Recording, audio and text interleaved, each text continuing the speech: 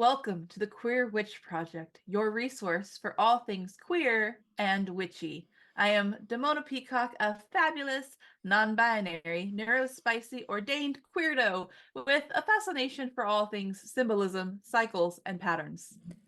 And I am Moonkittee, your queer femme, poly kitchen witch, and proud geek.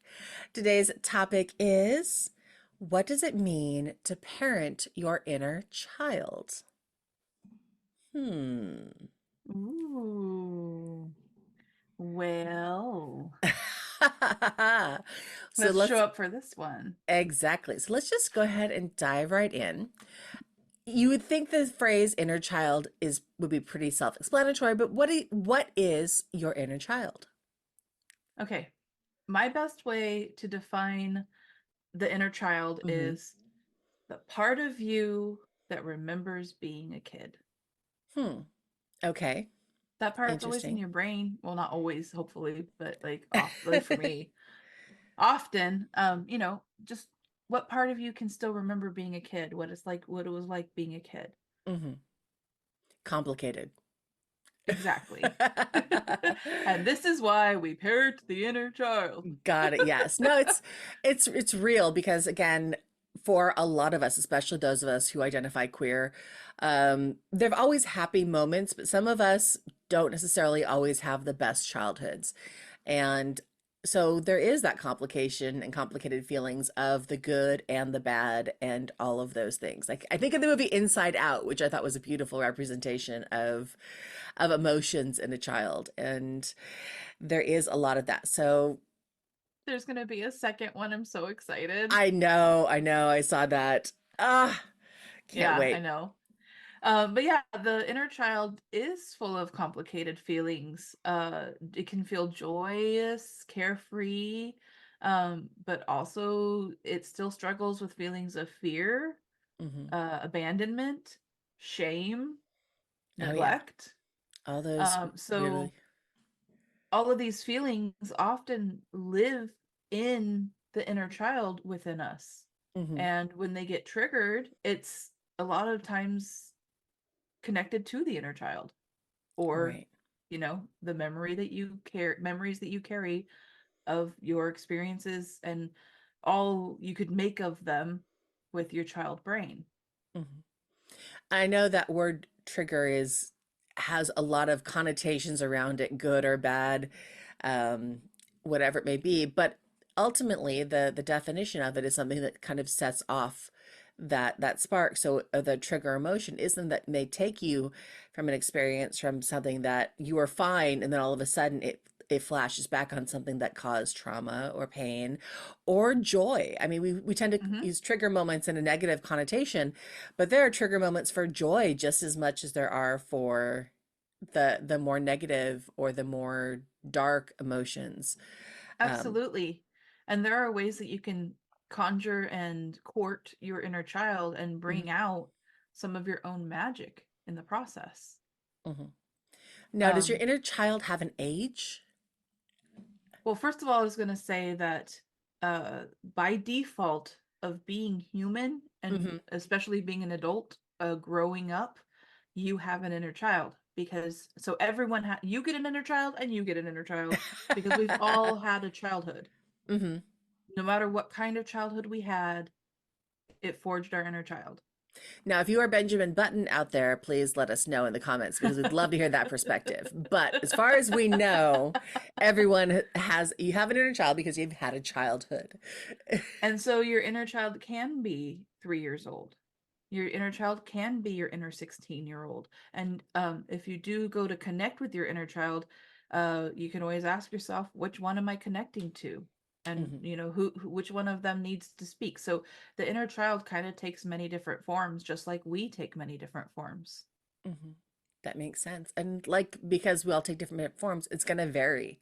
So my inner Yeah, child is going to look very different than your inner child and correct. everyone else's as well. So that's what's kind of Yes. fun about that idea of it is unique to you and your needs and your experiences. Yeah, and so if you're going to connect with your inner child, you've pretty much got to figure out what works for you Hmm. and your inner child. So what are some ways that you can connect with your inner child? Okay, well, so the first one that comes to mind is play. Okay. Play. So as an adult, we're up in the rat race, and we're productivity, and we're making Hmm. money or a hustle or getting things done, like laundry and dishes and all Hmm. those never-ending chores. But like when you let yourself stop to play, and maybe that's why like I don't necessarily understand this, but so many adults like sports ball, Hmm. whether they're Hmm. participating in it or watching it, but they're still like, no matter how old we get, we never really lose that the fact that play is good for us. Hmm. We just forget to do it. Or Right. we get, so like making time for play. Now, what kind of play do you do? I think that's going to really depend. I know growing up as a child, I loved to read. I was such a huge bookworm, but I also loved, I had a period of time where I loved playing with Barbies with a friend of mine. I loved arts and crafts, constant, always making arts and crafts, Yes. always doing that kind of stuff. Dancing around, singing, pretending I was in plays, all those other kinds Mm-hmm. of things. Being in plays, I did that a Yes, few times. yes, I was in a few of Yep. those. But yeah, same, those kinds of things are the things that I tend to Imagination. do. And I fully admit I do them as an adult too. I still do arts and Yep. crafts. I still dance, Yep. dance around. I'm I, definitely one of those moms that take my own turn with my children's fidget toys because they make my brain happy too. mhm. I'm like, oh, I'm gonna play with this too. Like, oh, my turn. Fidget toys are where it's at. Bubble wrap. I cannot to Oh this my god, day yes. not get bubble wrap in the mail in in any way, shape, or form and not pop at least a few bubbles. And by a I few, I mean, mean if you half the don't sheet pop of it, whatever sheet that size is. you can never. Why would you throw away bubble wrap that has not been popped? It's not finished if you haven't popped it. It Exactly. it would be sacrilegious at this point. And I do. I think Sensory, my partner, my meta roommate are just like whatever. Because again, I'm the pop, pop, pop, pop, pop, pop, pop, pop, pop, pop, pop, pop. And neither of them seem to do it when they get bubble wrap. It's just ugh, I have to. look, you have a very healthy inner child, if you ask me. A very healthy connection with your inner child. Um, I can't not put my fingers in somebody's slime tub. Okay, wait, that sounded queerer than I intended it. But like putty or slime, I don't like Play-Doh. It's a smell thing for me. Like Okay. I have an aversion to the smell of Play-Doh. So I like scent-free stuff or good scented stuff or just like slimy sensory stuff. Right? Slime is Some just like people's ugh, as isn't long it? as it's not in the carpet or my dress, but Mhm. like I like it, I don't know. Sometimes I like to stick my finger in the slimy hole. No, I totally I get it. I like the kinetic sand, or Yeah. some other things that I can make and shape and mold and like clay. I love getting my hands into clay where it's cool and smooth, but there's a little bit of texture there. So I do totally understand. I just the slimy texture is not one that I Yep. ever really appreciated. I like the ones that like feel like your finger's gonna come away wet, but then it totally comes away dry. I Okay, like yeah. that where the slime stays with itself. Hmm. But also as a witch, Hmm. I will say that just unabashedly believing in and going for the magic, Yes. allowing for magic, believing in magic. It makes me wonder that if you are of a witchy bent, if you have a stronger connection to your child in general, whether you mean to or not, or whether you think you do or not, because I think for those of us who do practice witchcraft, spell crafting or something along those lines where you are actively Yeah. manifesting something, there is a wish and a magical connection that only comes from the strong belief you have as a child that this is going to work. That Yeah. connection to the universe will provide. So I think there is that really strong connection as witchy folk to our inner child for that reason, for that magic aspect. There's a song in my head. Do you believe in magic? And I Absolutely. know you do. Yeah, terrible. Yeah. Another way for me as a parent Hmm. that I can connect with my own inner child is by engaging with my children, or, Hmm. the children in my family. They love adult attention, and Oh they yeah. love it when you get on their level and you play in their world. Hmm. And that's really nurturing for your inner child. It is. And it's at the same time, I understand from an adult perspective, from someone who has no children and doesn't have immediate access to children. Like I said, I have access to your children, but again, I it's was not about to as say you can operative. borrow a couple But anytime. it's harder for me to get into that mindset of, hey, how do I get down and play with them? Because it's that playing in a child's imagination world is a little bit different. Is It's hard for me to connect with that. But by the same token, I will happily pick one up and dance with them, or dance around, or have a tea party, or something along those lines where you can take your adult isms and turn them into a way to play with the child, even if you're not sure how that is going to work. Just the fact that you're engaging with them, I think, helps. Yes. And I always take it as an improv Hmm. challenge. So it's that yes and. Okay. So if the child comes up to me and says, okay, you're this, or we're playing this now, I'm going to buy into it, right? So Okay. yes, and then what can I add to whatever scenario they've set up? Like, for example, one of my kids tells me they're a rock star. Yes, and let's Okay. put some music on and sing. You know, feed into whatever their play is. Hmm. It's improv.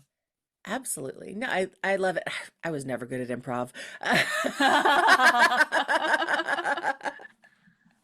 You're like, I think too hard. I do. I do. I overthink things all the time. I like the idea of thinking of it as improv. And just in general, because we improvise life, or spontaneity, Yeah. and trying to Yeah.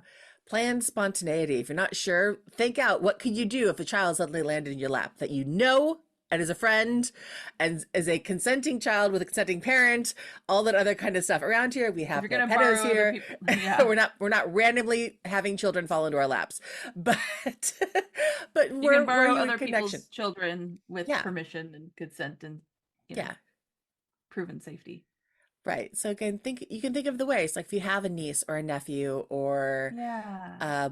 a neighbor down the street that you see walk by with their going to school back and forth, and chatting, and you have good relationships and stuff. And just think about, if you were invited to a 8-year-old's birthday party, what would you do if you were an 8-year-old? And I kind would of think bring of the that plan. magic. I would bring the magic for them. And I Hmm. honestly, I love, so I've done a lot of weddings, Hmm. and there are often children of the family, or, Hmm. involved in the weddings. And I love being like my fairy godmother self and just bringing the magic and the sparkle and Hmm. whimsy, just children love that kind of vibe. And they love seeing that there are adults in this world that really aren't out here taking life Hmm. too seriously. Right. There's a time and a place for serious, and there's a time and a place for whimsy.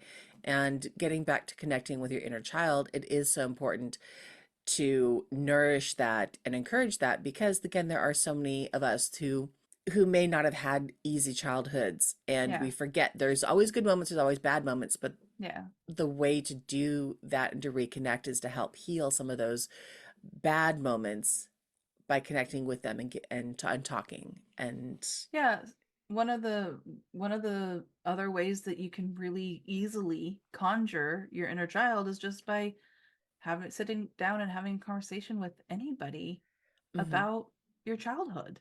Hmm. Some of those old feelings come up. Some of those things that, like, wow, I didn't even think about this since I was a child, but now that I'm an adult, I can look at it from this different perspective, and this is what happened to me as a kid, and Hmm. damn, uh definitely, therapy is a great place to be unpacking some inner child work, especially for Hmm. those of us who have been traumatized. But another really um, powerful way to Hmm. connect to your inner child would be through a meditation or intention, Hmm. setting an intention to go within and talk to your inner child. In fact, I think we have some ideas and suggestions Hmm. specifically of if our listeners want to go from listening to this to connecting to their inner child, I think we have some suggestions of what we could get you right in there. Right. And I think some of the reasons I know we didn't kind of touch on this in our thing, but the reasons why would you want to connect with your inner child? And these exercises and suggestions is are important, but I think that it's also Mm, important to recognize why. And I think it's one of those things that goes back to what we were saying about triggers is you could be having a conversation and something all of a sudden sparks an emotion, mm, joy, fear, whatever it may be. It's really good to know as adults why we're feeling that way, especially if it seems unreasonable to others mm-hmm. or Or even to unreasonable to yourself. yourselves. Like, yeah, exactly. Suddenly you're having something like, oh my God, I'm crying over this thing. Why? That's when you'd want to connect with your inner child, have that moment to connect Yeah. and do it. So with those exercises, like so you mentioned meditation, Mm-hmm. and there's so many different ways for meditation Yep. and how to do meditation. And some people are like, "Oh no, I can't meditate." But I'm just like, "Well, maybe you can't meditate traditionally, but have you tried Mhm. this? Because there are Right. so many different ways to go within Exactly. And and I love connect with going yourself." back to when we had that episode with Kathleen and talking about witchiness as mindfulness. And she was saying meditation is not sitting there being silent and letting nothing happen and clearing your mind of everything. That's not really what meditation is. It's about sitting there and recognizing the thoughts that come in and recognizing you can let them go so you can dive a little bit deeper. So let those things that come in, it's like, oh my God, I have to do the laundry. Okay, acknowledging I need to do the laundry. Okay, let that go. So you can keep moving towards that idea of focus.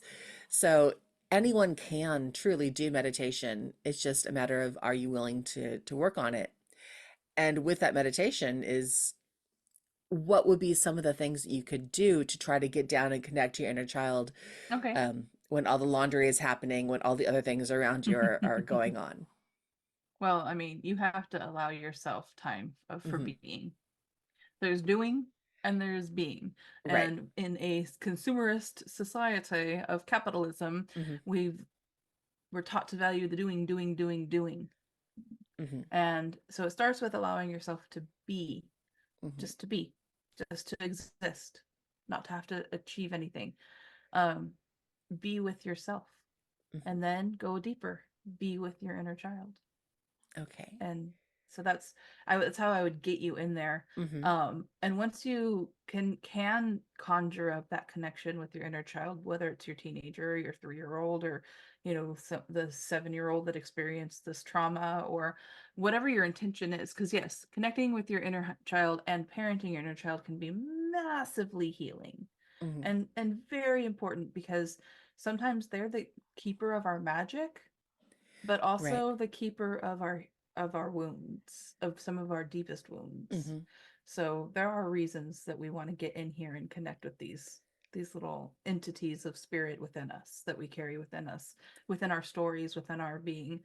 So once you do get into that beingness, being with yourself, being with your inner child, I want you to connect to whatever little inner child spirit that comes to you, and have them tell you about something that they experienced growing up. So ask them questions, get them talking to you, let them bring up memories. And it can be like an inner dialogue, or it can just be thoughts that come up or float, or, Hmm. everybody's going to experience this differently. But really connect and have them tell you a story of something that they remember as a child, in your childhood, that they remember experiencing. And then once you get their story, I would like for you, the adult you that's doing the parenting, to turn around and talk to them about that experience from what you know now, from your Hmm. adult perspective. Because so many times as kids, our brains are still developing and we don't really fully grasp. Like, I think I was 6 the first time a family member died. Hmm. And also there was a time where we put down the family dog. And I just remember those two things and just really not even grasping what that meant Hmm. fully. And I can sit in that child's grief with them and kind of explain better Hmm. now what I understand about death and grief and loss and Hmm. connection. That poor little 6 or 7 year old didn't quite able to wrap their brain around. Hmm. So I love that idea of going in, connecting with them, hearing what they want to talk about, and then talking with them about it, but offering your adult perspective Hmm. to yourself. Right. And not forcing what they want to talk about. I think that's something to think about too, is you might want to come in going, hey, we were talking, I want to go down and talk to you about this feeling, but maybe that's what they want to talk about is something else because there's something deeper that relates to what that feeling brought up. So it may It be does open to that carry its own conversation. inner wisdom if you give it, if you really listen. The other one that I recommend is telling your inner child you're proud of them. Mm. And that's one that's so hard because so many of us, again, if you have ever felt othered or outside, and most of us who are queer in some way have that experience, we're not the norm. And we always wonder if there's something wrong with us because of it. And Mm-hmm. knowing now as adults, there isn't anything wrong with us. And in some cases, it's biological. In some cases, it's just who you are in your perspective. But like you said, a child doesn't know that. But as an adult, telling yourself that you are proud of who you have become and why, It really does get better. it really You can does show get them. better. And you can Yeah. show and you can prove and you can say all these things. It doesn't make sense. It doesn't make sense why you're going through them now, but here's what happens on the other end. And because I'm proud of you for sticking with it, I'm proud of you for going through this and standing your ground or hiding when you were too afraid to come out. There's nothing wrong with hiding from the bad things. But coming out and exploring and all that aspects and letting him know that they're a part of you. You're never going to abandon them. You're never going to abandon them yourself. Um, in this That's way, a you're huge always going to one protect them. because for so long, even in my young adulthood, I Hmm. did abandon myself for other people. And I had to learn in many different ways, Hmm. often the hard way, not to abandon myself and my needs and my comfort Hmm. just because somebody wants something from me or demands something from me. So, like, getting that, like, for me, overcoming a lot of that fear of abandonment Hmm. is telling my inner child, but I haven't abandoned you. I Right. will never abandon you. I will always be here for you. Hmm. And just making them feel safe, Hmm. protected, Hmm. defended. I will Yes. defend you. I will defend you. Hmm. That's what I mean by parenting your inner child right there is that fear gets conjured up because your inner child remembers something and Hmm. gets triggered or something is triggered in you and you can say, "But I am not abandoning you. Hmm. They're going to do what they're going to do, but I am here. I am going to defend you. I will protect you. You are safe with me." That Right. can be so powerful. Absolutely. And like I said, I was very lucky that I had an amazing mom, amazing family growing up, but I know a lot of people don't. And that parenting your inner child, like you said, with that step, and that I won't abandon you, I Yeah. won't do to you myself what my Others parent, have my done. mother, my father, my Best siblings, my friend brothers, or best friend, whoever it was, yeah. what they did to me, I'm not going to let that happen to you. Yeah. I am never going to do that to you. And I think part of growing up and part of being a child is we do it to ourselves, and then Yeah. recognizing once you get past that and you step into yourself and into your authenticity, that recognizing the stuff that was done to you, that's where going back and connecting to your inner child and saying, look, I know this stuff happened, but I'm not letting that happen anymore to you. Mm-hmm. Mm-hmm. Massively healing. One other way that I would suggest to people can work with their or parent with their inner child Mm-hmm. is like our inner children had dreams. Oh yeah. And for some of us, somewhere along the way, they may have been crushed a time or two. Mm-hmm. But it's never too late. Mm-mm. I've seen memes everywhere talking about like this actor didn't get started until age 50. This person didn't Mm-hmm. get their degree until 60. This person didn't do this accomplishment until later in life. Mm-hmm. And I think it's very important to know that you don't have to give up on the dreams even if they Mm-mm. were kind of crushed in childhood. So that inner child might still have some of those dreams, and you may have even forgotten, and you can ask them. Mm-hmm. Get into there. What have you always wanted to do? What were you afraid to tell an adult about? What Mm-hmm. aspiration have you held on to all of these years? And in some cases, maybe you can even resurrect that dream. Exactly. Resurrect it and do it. I think of like the stories of like the little old lady who goes skydiving on her 70th birthday because she's always wanted to and was afraid, and so everyone told her she couldn't. Yeah. That's that kind of thing. Or if Starting a new career. starting a Like, new am I career, crazy? but even as something as simple as saying, I always wanted to go to a Ren fair as a child. So you know what? And Go as an adult. yep. Take your inner child with you along Uh-huh. And and get experience the magic. experience the Get magic. into it. Get dressed up, dress up like your inner child would want you to do so, and go and explore and watch the jousting. I mean, go to Disneyland, go to medieval times, Mm-hmm. all the that kind of magical stuff that your child wanted to do, your inner child wanted to do, and maybe you couldn't. There's nothing stopping you now. Yeah. Goes back to play. Let yourself Hmm. play. Exactly. Yeah. Resurrect the dream. Yes. And it doesn't have to be all the time. You No. know, there's still time and a place for everything. So there's time and a place for adulting. Hmm. We still get that done. But make time for non-adulting. Make time Yes. for your inner child. Yes. And let that magic of that inner child and that connection they build with you, let that energy, it's the purest source of energy.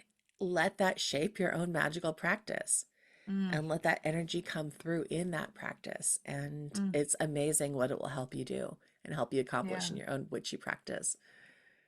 Highly recommend. What are Absolutely. some ways that, so this is a question for our listeners. Hmm. I would love to see it in the comments or email. What are some of the ways that you tend to connect with your inner child? And do you have you experienced any healing in doing that kind Hmm. of work? And if not, are you going to start? You ready to Right. start? If you haven't had that experience, tell us what you want to do. Tell Yeah. tell us what you will do. I wish inner child healing and beautiful parenting inner child relationships for everybody, Hmm. because I think that that would go really far in healing this world and some of its shame and hatred and Right. brokenness. And it makes you less judgmental of others because a lot Mm-hmm. of what we judge and put on others is the stuff we're afraid of in ourselves. So healing Mm-hmm. ourselves also helps you have less, More love, more yeah, humanity, more acceptance. absolutely. Yeah. All the Less mores, judgment. less Yeah, judgment. exactly. I love you. I love And your you. inner child. And yours too. Yay! I let them out often. So much. All Mwah. right. So that being They're chaos. said, is there anything that we missed? I think that covers our Awesome. beautiful, wonderful topic for today.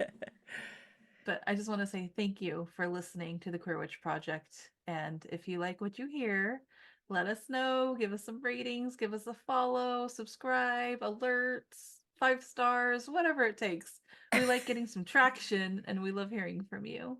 Yes. And if there is a topic you want to know more about or an episode topic you want to suggest, contact us at thequeerwitchproject@gmail.com or find us on YouTube, TikTok, and Instagram with the handle at Queer Witch Project. We upload every other week. And remember, queerness is a key to magic. Be yourself and love rebelliously. Yes. Bye. Bye.